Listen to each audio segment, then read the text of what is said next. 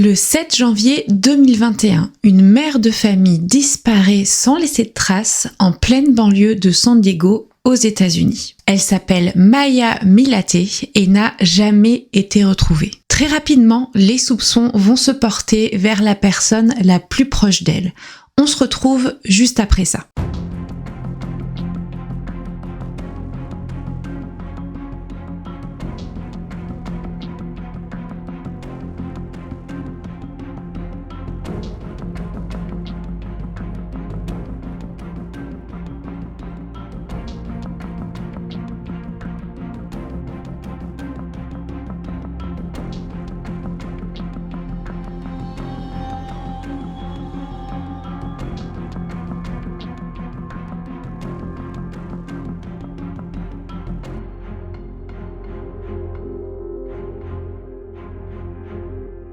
Mais avant de commencer la vidéo, je voulais vous parler de quelque chose. Je me suis rendu compte que c'est pas si simple de savoir si on donne une alimentation adaptée à son chat ou à ses chats. Sensa, par exemple, là, celle que je vous montre ici là en vidéo, elle est un peu enveloppée, on va dire. Et en me renseignant, j'ai découvert en effet que ce problème concernait quand même un chat sur 3 et que ça peut réduire leur espérance de vie jusqu'à 3 ans. Donc en fait, c'est pas si drôle et j'ai pas vraiment envie que ça arrive. Du coup, j'ai testé Cats qui sponsorise cette vidéo. Et leur concept est simple. Vous créez le profil de votre chat sur leur site. Par exemple, pour Sansa, j'ai rentré son poids, son activité et ils m'ont proposé un menu vraiment adapté à ses goûts et à ses besoins avec des croquettes fabriquées en France, riche en protéines animales, qui la rassasie bien tout en étant moins grasse. Donc parfait pour son poids. Et bien sûr, sans oublier les effilochés, la nourriture humide, que nous on appelle mou dans ma famille, qui est hyper importante. C'est plus rassasiant, moins calorique et surtout ça aide à mieux hydrater les chats, ce qui est essentiel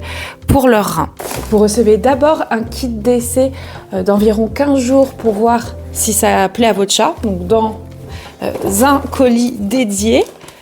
Par exemple, là, j'ai les croquettes light de Sensa. Je trouve ça trop mignon, c'est écrit là. Il y a écrit pour une Sensa jamais déçue. C'est trop chou. Les fameux effilochés. Puis, à l'issue des 15 jours, ce qui est bien, c'est que vous pouvez continuer avec un abonnement flexible que vous pouvez modifier ou arrêter à tout moment. Ce que j'aime bien aussi, c'est que chaque mois, ils offrent des petits jouets. C'est trop mignon, regardez. Voilà, donc il y en aura un pour chacun de mes chats. À noter, c'est très important qu'il y a plus de 70 000 chats qui utilisent Cat à ce jour. Et vous pouvez même aller voir les nombreux avis si vous le souhaitez pour avoir un retour d'expérience. Et si vous voulez tester aujourd'hui avec mon code MarineB que vous voyez à l'écran, vous avez 80% de réduction sur le kit d'essai et la livraison est offerte. Je vous mets le lien et le code promo en description de cette vidéo et en commentaire épinglé. Je remercie énormément Cats d'avoir sponsorisé cette vidéo. C'est surtout Sensa qui vous remercie. Et nous, on se retrouve pour la suite.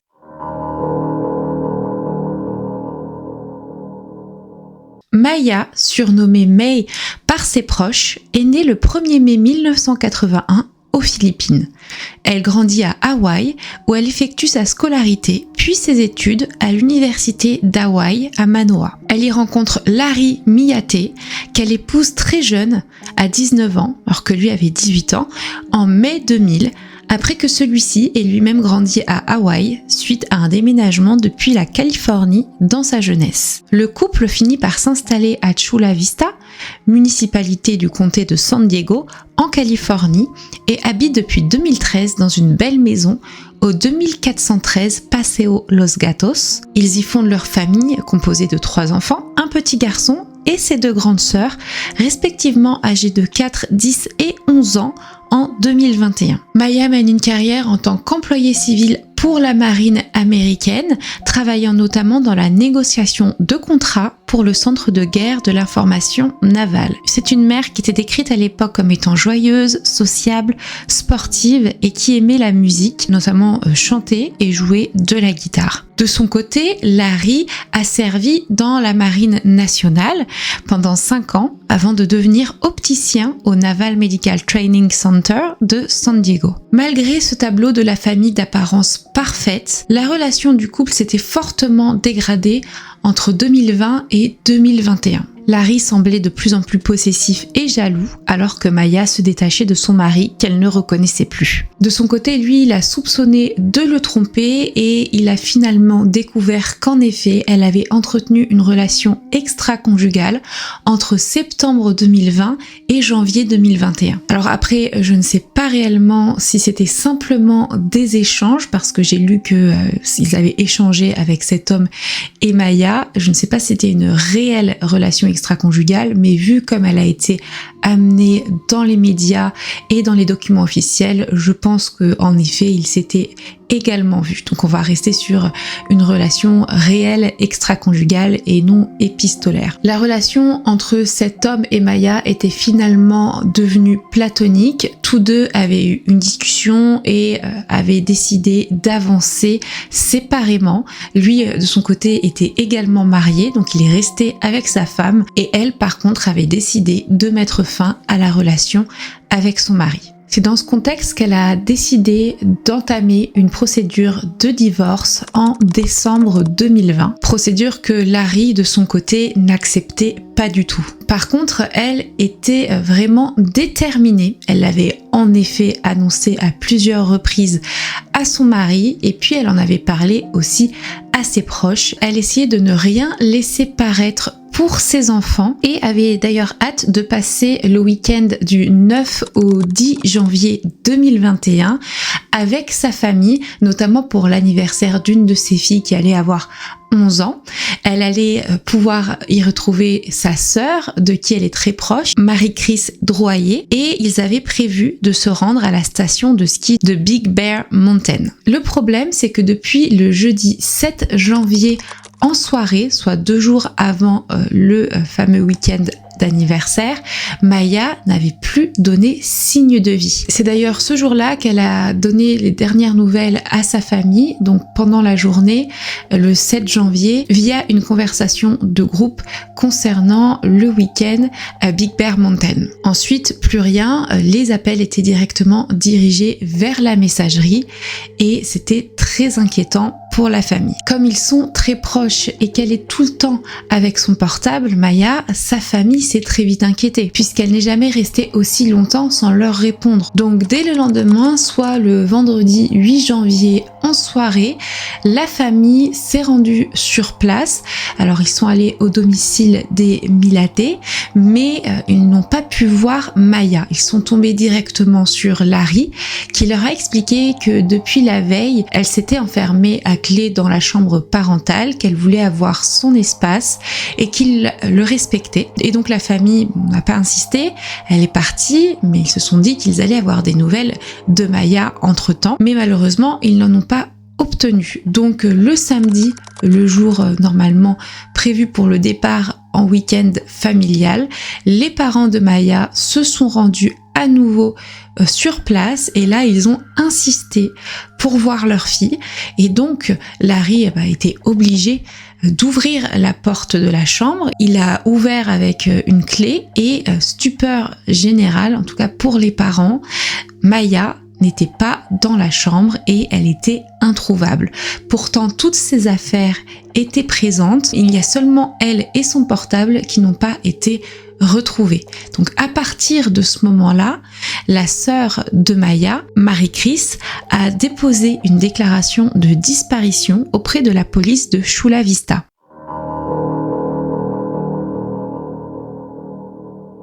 Maya est décrite par ses proches comme étant une mère dévouée, investie dans son travail et sa famille, et elle n'aurait jamais abandonné ses enfants en partant volontairement. De plus, elle n'avait pas d'envie suicidaire connue.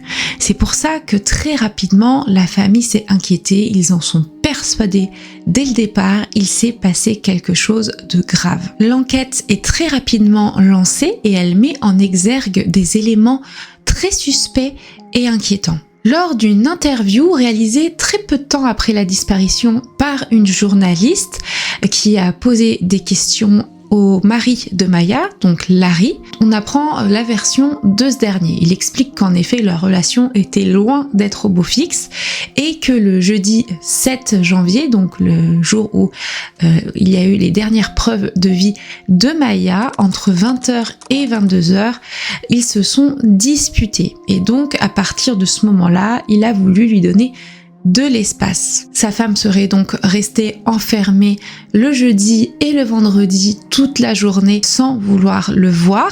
Apparemment, elle aurait été entendue alors soit par lui ou soit par une de ses filles au rez-de-chaussée en train de faire des affaires, mais personne ne l'aurait vue. Et puis finalement, il aurait découvert la disparition de sa femme en même temps que la famille qui était venue demander d'ouvrir la porte le samedi 9 janvier 2021. Les enquêteurs vont rapidement demander les enregistrements de vidéosurveillance du voisinage du couple Milaté. Vous savez, aux États-Unis, les gens font très attention à leur maison, à leur vie privée, et donc il n'est pas rare que des personnes aient des caméras de vidéosurveillance. C'est pour ça que généralement, c'est vraiment bien dans le cas de disparition telle que celle de Maya. En plus de ça, ils étaient dans un quartier avec de très très belles maisons. La maison des Milaté valait plus d'1,5 million de dollars, donc ce sont des personnes aisées qui faisaient très attention à leurs affaires et à leur domicile. Donc grâce à ces enregistrements de vidéosurveillance, plusieurs informations capitales vont être remontées et c'est important déjà pour suivre les allées et venues des uns et des autres. C'est pour ça qu'on a pu identifier la dernière fois où Maya a pu être observée. C'était le fameux jeudi 7 janvier. En effet, on la voit au volant de sa voiture qui est une Jeep Rubicon vers 17h et elle se rend chez elle. Puis on l'aperçoit en train de sortir des choses du coffre de son véhicule qui est garé devant chez elle. Et enfin, après, on la voit se diriger vers chez elle et ne plus jamais en sortir puisqu'elle ne sera plus jamais aperçue sur les caméras. Mais par contre, ce qui est le plus troublant, c'est ce qui a été entendu par un enregistrement de caméra de vidéosurveillance plusieurs heures après. En effet, on peut percevoir le bruit de 9 détonations dans un enregistrement à partir de 20h30 en direction de la maison des Milaté. Ensuite, vers 22h, on entend des enfants qu'on identifie comme étant les enfants du couple Milaté, tout simplement parce que quand on les entend crier, il y a les prénoms des uns et des autres qui ressortent. Puis en plus de ça, il y a d'autres voisins qui les ont entendus et qui ont pu les identifier. Quoi qu'il en soit, on les entend à 22h en train de s'amuser dans le jardin, alors qu'il fait assez frais, que c'est pas du tout dans les habitudes des enfants de jouer à cette heure-ci dehors alors qu'il fait nuit et qu'il fait froid. Donc c'est vrai que c'est assez surprenant.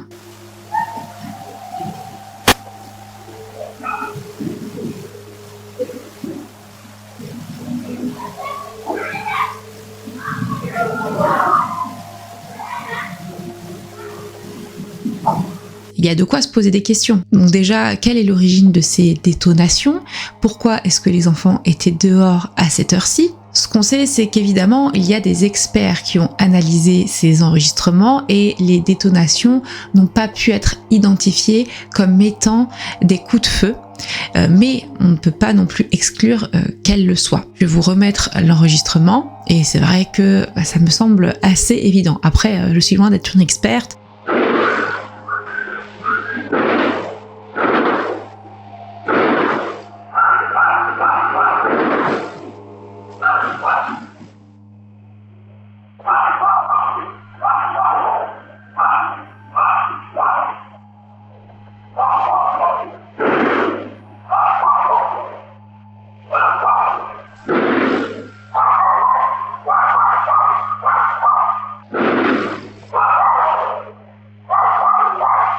Mais l'enchaînement des événements capturés par d'autres caméras de vidéosurveillance de la rue laisse malheureusement présager du pire. En effet, le lendemain matin, soit le vendredi 8 janvier 2021, on identifie du mouvement devant la maison à 5h59 du matin exactement. Larry est filmé en train de reculer une de leurs voitures, une Lexus GX 460 noire, dans le garage de manière à ce que l'arrière du véhicule donc au niveau du coffre, ça ne soit pas visible à la caméra. Et à 6h45, le jour est à ce moment-là levé et Larry est filmé à bord du véhicule en train de quitter son domicile et son quartier. Et on ne le voit pas rentrer avant 18h chez lui. Et donc il est resté plus de 11 heures à l'extérieur du domicile. Lorsqu'on l'interroge sur son déplacement, il va expliquer qu'il est parti pour laisser de l'espace à sa femme. Donc il est parti et il a pris avec lui son plus jeune enfant, donc le petit garçon de 4 ans, en laissant chez lui ses 2 plus grandes filles. Et on ne sait pas à ce moment-là, du coup, si elles étaient ou pas seules ou avec leur mère, mais ce qu'on sait, c'est qu'elles ne l'ont pas vu cette journée-là. Il a ensuite affirmé avoir conduit la Lexus jusqu'à Solana Beach. Mais lorsque les enquêteurs vont lui montrer une carte pour lui demander d'indiquer où il s'est rendu, il va se tromper. Il va pas montrer la plage de Solana, mais il va montrer la plage d'État de Torrey Pines, à 4 miles de celle de Solana. En plus de ça, malgré leurs recherches et leur enquête, aucune preuve n'a pu être apportée concernant la présence de Larry et de son fils à ces endroits-là. On peut se poser plusieurs questions. Déjà, pourquoi être parti si tôt pour aller à la plage? On parle quand même de 6h45 du matin. Pourquoi avoir préparé la voiture à 6h45 minutes avant?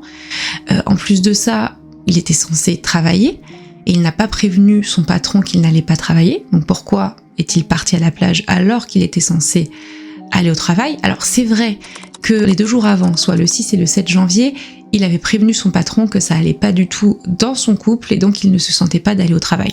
Mais ce jour-là, donc le vendredi 8, il n'avait pas prévenu son patron. D'ailleurs, celui-ci a appelé énormément de fois Larry sans obtenir de réponse dans la journée. Il a même essayé d'appeler Maya, qui évidemment n'a pas répondu, et il a aussi appelé le père de Larry puisqu'il s'inquiétait, et il a expliqué par la suite que ce n'était pas du tout dans ses habitudes de ne pas aller au travail, et donc les 3 derniers jours ne correspondaient pas du tout à l'employé qu'il connaissait, et c'était assez inquiétant. Donc il s'inquiétait pour lui plus qu'autre chose. Pour ce qui est des données téléphoniques ou de géolocalisation des portables de Larry et Maya, on va commencer par celui de Larry. Donc toute la journée du 8, Larry n'avait reçu aucun appel, SMS, ni aucune connexion de données pendant la période où il se trouvait soi-disant à la plage avec son fils. La police et le parquet en sont persuadés, il avait éteint son portable pendant toute cette plage horaire, et ils vont même plus loin en pensant qu'il a même laissé son portable à leur domicile lorsqu'il est parti pendant près de 11h30 voire 12h la journée du vendredi 8. Et d'ailleurs les activités du portable correspondent exactement à cette plage horaire parce que les dernières activités de la journée ont été recensées à 6h45 le matin et le portable semble avoir été rallumé à 18h30 cette journée-là, donc quand il est rentré chez lui. Pour ce qui est de Maya, les derniers échanges qu'elle a eus ont été via des réseaux sociaux à 20h15 le jeudi 7 janvier. Ensuite, son portable a cessé toute activité dans la nuit du 7 au 8 janvier à 1h25 du matin. Il a été déterminé que le téléphone était très certainement au niveau du domicile à ce moment-là ou aux alentours, en tout cas qu'il n'avait pas bougé, et on estime donc que Maya n'avait pas bougé non plus.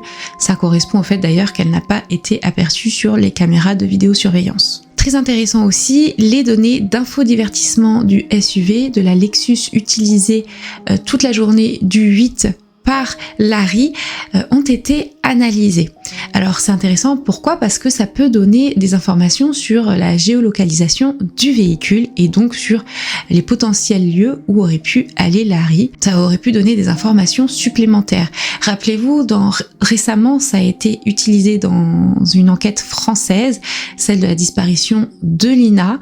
Effectivement, grâce à ces données du véhicule qu'avait utilisé son meurtrier présumé, on a retrouvé le corps de Lina. Malheureusement, dans le cas de la disparition de Maya, ça n'a pas apporté vraiment d'éléments pertinents. Il y a eu une connexion à un moment qui a été enregistrée pendant la journée au niveau du domicile, donc malheureusement ces analyses n'ont rien pu apporter de concret. Bon, déjà avec tout ce que je vous ai donné comme information, je pense qu'on peut dire que le mari est quand même assez suspect et peut-être relié à la disparition de sa femme. Les éléments font penser à un scénario que je vais vous expliquer ici, donc un scénario qui aujourd'hui n'a pas encore été prouvé, mais on peut penser que, en effet, Larry a tiré plusieurs fois sur sa femme et l'a touché mortellement le jeudi 7 janvier 2021.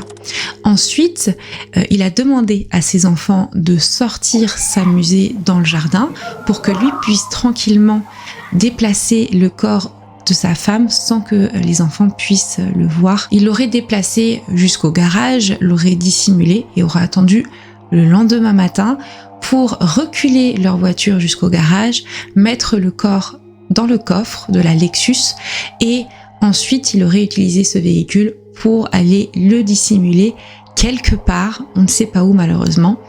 Il aurait peut-être un peu tourné et serait ensuite rentré à 18h30 comme si de rien n'était. Il y a des personnes qui seraient venues au domicile, donc des personnes de la famille, qui auraient senti une très forte odeur de javel. Bon, en tout cas, ce qui est sûr, c'est que ça paraît assez étrange. Et on s'en rend compte puisque, bon, je vous le dis et je vous le répète, le couple allait très mal et Larry se confiait régulièrement à son patron. D'ailleurs, je vous avais dit, il lui avait donné sa journée du 6 et 7 puisque le 6, Larry avait reçu un SMS de Maya que je vais vous lire ici. Je ne veux plus être ta femme, je demande le divorce, que ça te plaise ou non. J'aurais dû partir depuis longtemps et cette fois, je ne reviendrai pas en arrière pour dire ça. Complètement désemparé, il avait carrément envoyé la capture d'écran de ce SMS à son patron et il disait qu'il était à 2 doigts de craquer. Mais alors pourquoi est-ce qu'il serait passé à l'acte le 7 janvier ? Tout simplement parce que c'est une journée où il s'est passé quelque chose. Maya avait appelé plus tôt dans la journée un avocat spécialiste dans les divorces et elle aurait pris rendez-vous au cabinet de cet avocat le 12 janvier, donc après le week-end. Il a sûrement appris cette information et comme la séparation semblait réelle et qu'elle semblait réellement lui échapper et qu'elle ne voulait vraiment plus continuer cette relation, qu'elle semblait déterminée, on pense que c'est ça qui l'a fait passer à l'acte. La campagne de recherche qui avait commencé s'est donc affinée car les proches de Maya et les volontaires disposaient désormais d'éléments de preuve indiquant que Larry aurait pu se rendre dans une zone située à 2h30 de Chula Vista le lendemain de la disparition de Maya. La famille pense qu'il s'agissait d'un des lieux de camping qu'il fréquentait dans le désert d'Anza Borrego ou dans les dunes de Glamis en Californie. Pendant plusieurs semaines, mois et même années, d'importants moyens de recherche ont été déployés, mobilisant à la fois les forces de l'ordre et de nombreux bénévoles avec des opérations menées dans différentes zones du sud de la Californie. Il y a même des points d'eau, des lacs qui ont été fouillés. Mais bon, je sais pas si vous vous rendez compte, c'est tellement grand là-bas que c'est comme chercher une aiguille dans une botte de foin parce que en plus il y a des zones qui sont désertiques et qui s'étendent à perte de vue. Donc vraiment très difficile sans information supplémentaire de retrouver un corps. Il y avait des ossements qui avaient été retrouvés. Au départ, on pensait que c'était ceux de Maya. Ensuite, il a été identifié que c'était finalement des ossements d'un homme. Et au final, il s'avère que c'était des ossements d'animaux. Donc, je sais pas comment ils sont passés des ossements de Maya à des ossements d'un homme à des ossements d'animaux. Mais bon, en tout cas, malheureusement ou heureusement, ce n'étaient pas les ossements de notre disparu. À noter quand même que Larry n'avait participé à aucune de ces opérations de recherche et d'ailleurs, moins d'1 mois après la disparition, début février, il a pris un avocat et il a complètement arrêté de coopérer avec la police. De leur côté, les proches de Maya ne lâchent rien et font très souvent appel à la population pour aider à retrouver le corps de la jeune femme. Car en effet, ils n'ont aucun espoir de la retrouver en vie.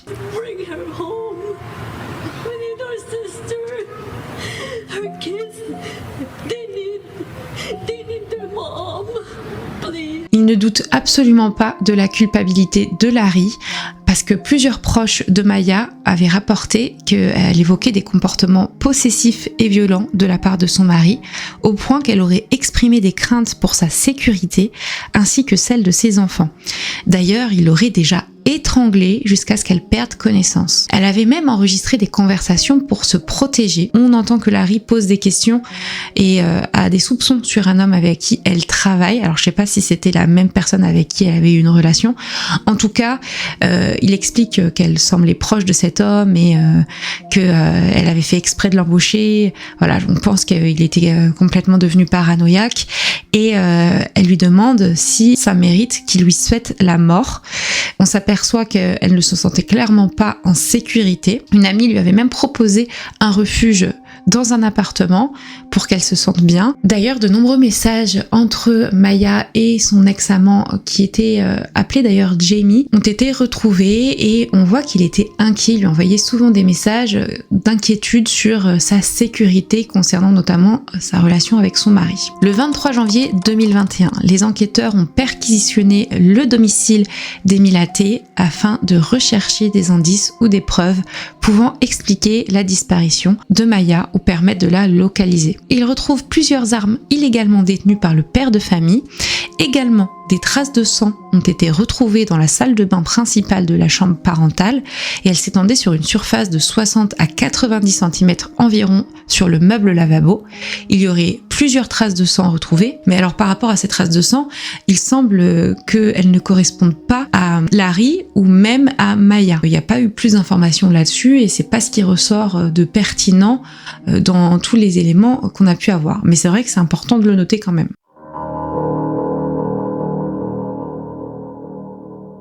Concernant Larry, alors c'est pas la première fois qu'il avait eu affaire à la justice américaine.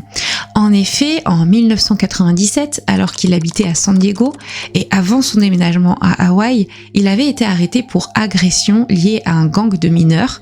Alors, il était jeune à ce moment-là, il était mineur, donc on peut lui laisser le bénéfice du doute, mais c'est important de le noter. Ensuite, il semble avoir eu une vie bien rangée et puis je vous l'expliquais, ça a commencé à vriller en 2020 et en début 2021 par rapport au fait qu'il sentait que sa femme s'éloignait de lui.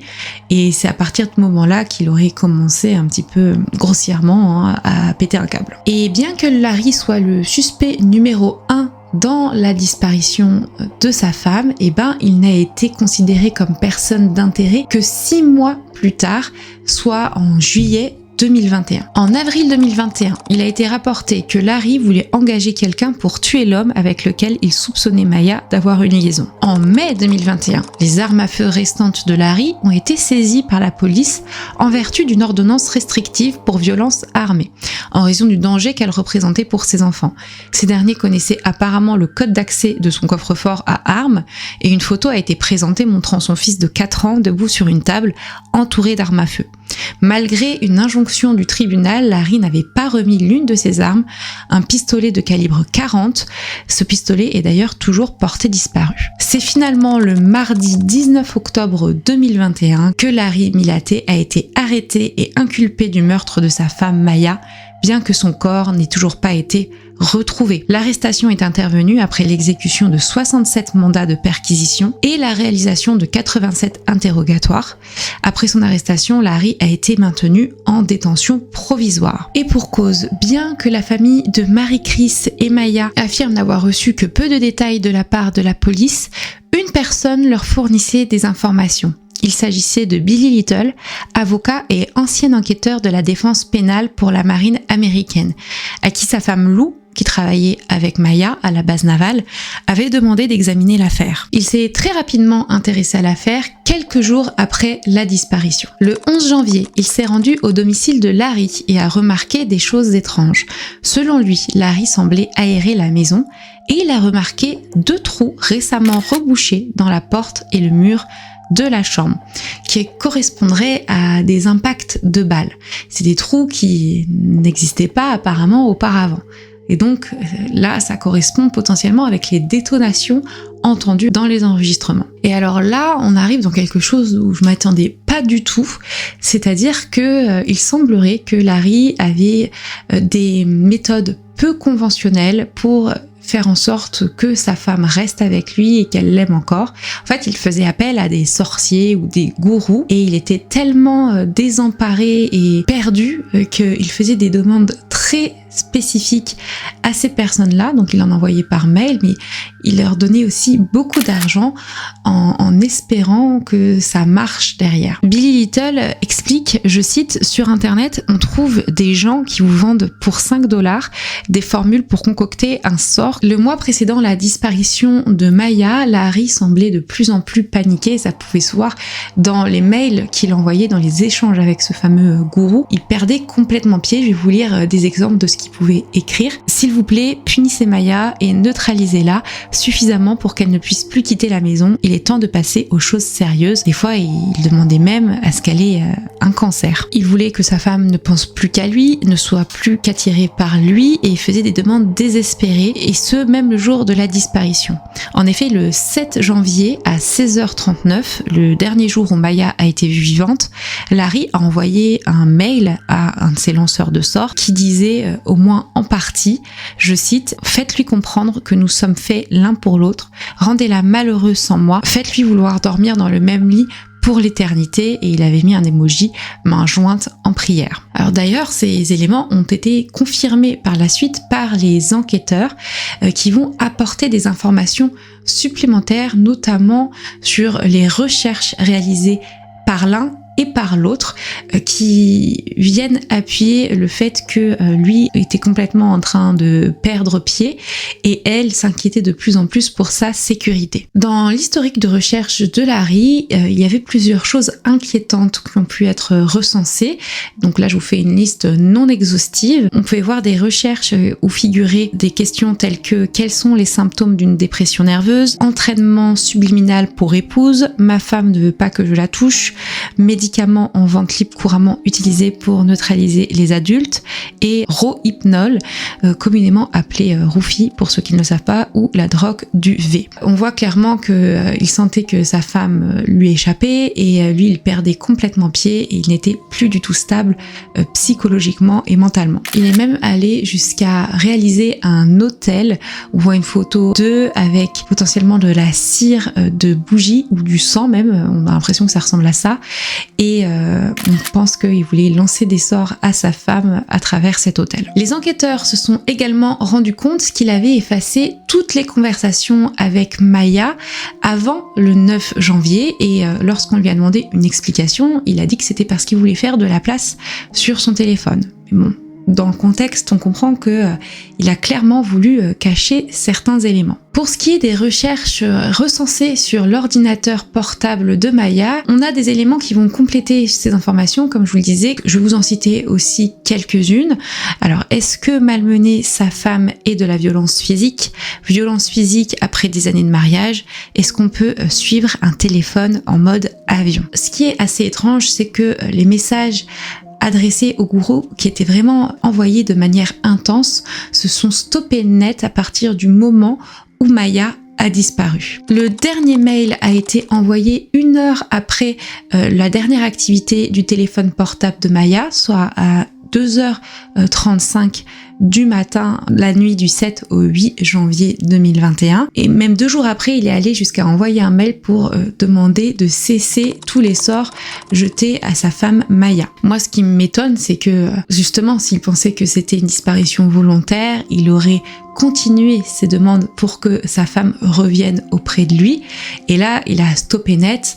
On peut se dire que malheureusement, c'est parce qu'il savait qu'elle n'était pas partie volontairement. Et par contre, il y a eu de nouvelles demandes en février 2021, donc après la disparition, visant à punir l'homme avec qui Larry imaginait que sa femme avait une relation. Malgré tous ces éléments à charge, le suspect numéro 1, soit Larry Milaté, plaide non coupable lors de sa comparution devant le tribunal supérieur du comté de San Diego, au tribunal du comté sud de Chula Vista. Il continue de clamer que sa femme est partie volontairement. Il va ensuite demander sa libération sous caution, qui lui sera refusée parce qu'en effet, le juge invoque des menaces de violence proférées par le passé à l'encontre d'une personne qu'il soupçonnait d'avoir une liaison avec Maya, et donc la peur de passer à l'acte. Et là va commencer un jeu, je trouve, assez malsain sur le report du procès qui, normalement, à l'heure où je vous parle, aurait dû être réalisé depuis des années. Suite à une requête déposée en juin 2022 par l'avocat de la défense de Larry, faisant valoir son inaptitude à comparaître, Larry a été examiné par un psychiatre.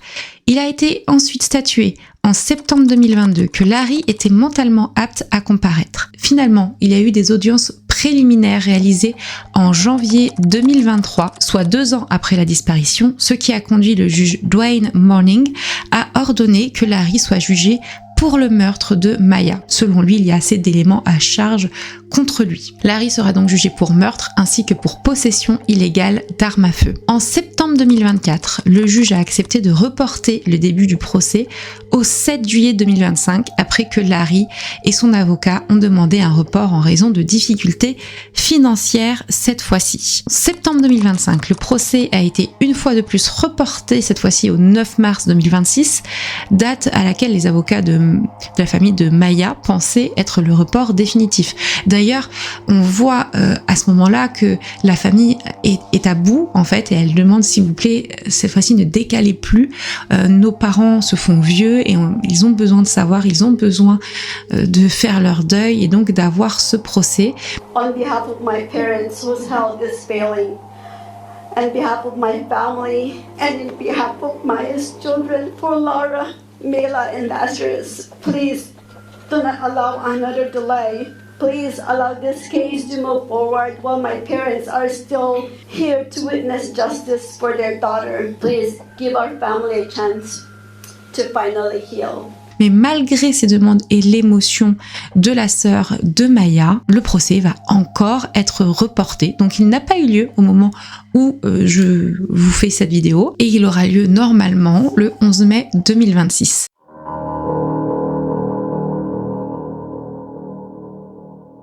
Mais là-dedans, qu'en est-il des enfants ? Parce que ce sont les grands oubliés de cette histoire et je pense que c'est important de se rendre compte à quel point ça a été difficile pour eux et même pour la famille de Maya. Je vous explique. Dans ce contexte particulièrement lourd, les 3 enfants du couple se sont retrouvés au cœur d'un conflit familial et judiciaire complexe concernant leur garde. Il faut savoir qu'avant l'arrestation de Larry, donc avant octobre 2021, il empêchait que la famille de Maya voit les enfants de Maya. À la suite de l'arrestation de Larry, la garde est initialement confiée aux grands-parents paternels parce qu'ils sont dans le coin et qu'apparemment ils veulent garder donc les liens des enfants avec les écoles et leurs amis présents sur place, tandis que la famille maternelle, elle engage des démarches pour obtenir au moins des droits de visite, estimant nécessaire de maintenir un lien avec les enfants. Malgré les décisions judiciaires encadrant les contacts, Larry enfreint à plusieurs reprises les règles en communiquant avec ses enfants depuis la prison, notamment par le biais d'appels téléphoniques initialement avec ses parents, mais comme les enfants étaient avec les parents, vous avez compris, au cours desquels d'ailleurs il aborde des éléments liés à son affaire. Et donc à partir de ce moment-là, il lui sera interdit d'échanger avec personne d'autre que son avocat. Heureusement, au fil des mois et des audiences, les modalités de garde ont évolué, et ce progressivement jusqu'à août 2024, où la sœur de Maya va obtenir la garde des 3 enfants. Et là, elle va se retrouver donc avec une très grande famille, comme elle le dit. C'est aussi beaucoup d'ajustements, mais elle ne pouvait pas laisser derrière les 3 enfants de sa sœur. C'est important d'expliquer aussi que le petit dernier a un suivi psychologique parce qu'il a dû être traumatisé par toute cette affaire. Il a perdu finalement très jeune ses 2 parents et il a complètement été perturbé. Puis je pense aussi aux 2 plus grandes qui, à mon avis, le sont tout autant, mais comme elles sont choyées et elles sont entourées, et ben peut-être que ça va aller mieux avec le temps. L'affaire Maya Milate s'inscrit dans un schéma malheureusement bien connu, celui d'une relation qui se détériore, d'une femme qui souhaitait partir et d'un homme qui refuse cette séparation au point de perdre totalement le contrôle. On voit que tout laisse à penser dans ce dossier que Maya avait pris sa décision. Elle voulait divorcer, elle voulait partir, avancer, reconstruire sa vie, et c'est précisément à ce moment-là que la rupture devient concrète et qu'elle disparaît. J'aimerais aussi le dire clairement parce que c'est un discours qu'on voit beaucoup circuler sur les réseaux sociaux. Ce n'est pas parce que Maya a eu une relation extra-conjugale qu'elle méritait de mourir. Tromper, vouloir quitter son mari et refaire sa vie, ce n'est pas un crime. Par contre, empêcher quelqu'un de partir, exercer une emprise sur cette personne, également être violent, faire des menaces et potentiellement passer à l'acte, ça c'est grave, voire criminel. Ce type d'affaire rappelle qu'on ne parle pas simplement de jalousie ou de rupture difficile, mais bien de contrôle de possession et d'un refus d'accepter la liberté de l'autre. Et ça me fait penser évidemment à des dossiers bien connus en France, pour n'en citer que 3, je pense évidemment au plus connu, donc à la disparition de Delphine Jubilard, mais également à celle de Karine Esquivillon qui a été retrouvée décédée. Son mari avait menti sur la disparition, puis finalement c'est lui qui l'avait tuée. Et également une autre disparition non résolue et plus récente, Laure Zachello. Ces femmes ont disparu au moment où elles s'éloignaient, prenaient leur distance et envisageaient une autre vie. Aujourd'hui, Maya n'a toujours pas été retrouvée, mais pour sa famille, comme pour beaucoup, une chose reste certaine, elle n'est jamais partie volontairement. Et ils continueront à se battre pour obtenir des réponses et pour que justice soit rendue.